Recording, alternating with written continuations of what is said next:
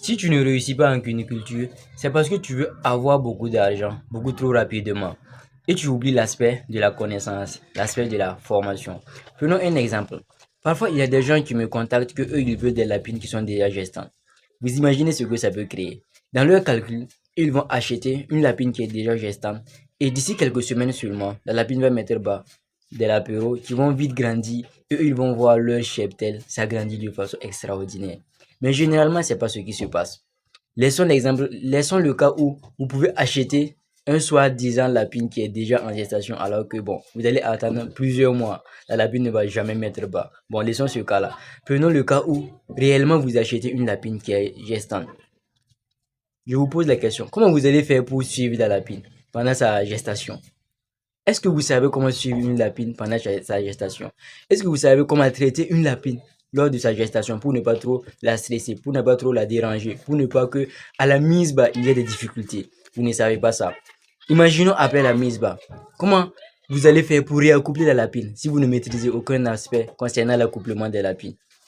Vous allez, après la mise bas, vous allez passer plusieurs mois sans avoir une nouvelle mise bas. Et vous allez peut-être accuser le cuniculteur qui vous a vendu le lapin. Alors que c'est vous, vous avez cherché votre problème. Vous ne vous êtes pas fait former. C'est ça le réel problème.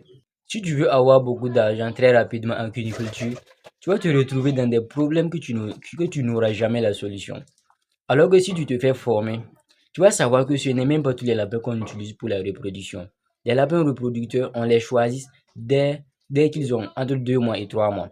Donc tu sauras ça. Et les lapins reproducteurs ne se traitent pas comme tous les autres lapins. Il y a une certaine manière de traiter les lapins reproducteurs jusqu'à l'âge adulte, jusqu'à leur première mise bas. Si tu veux apprendre réellement à connaître la cuniculture, si tu veux te faire former, nous organisons une formation qui va se tenir du 9 au 10 avril 2026. Dans cette formation, nous allons aborder les 4 modules essentiels de la cuniculture, c'est-à-dire la reproduction, l'alimentation du lapin, la santé et les prophylaxies sanitaires liées au lapin, et aussi la gestion d'une ferme cunicole. Si tu participes à la formation, nous avons plusieurs bonus que nous pouvons t'accorder.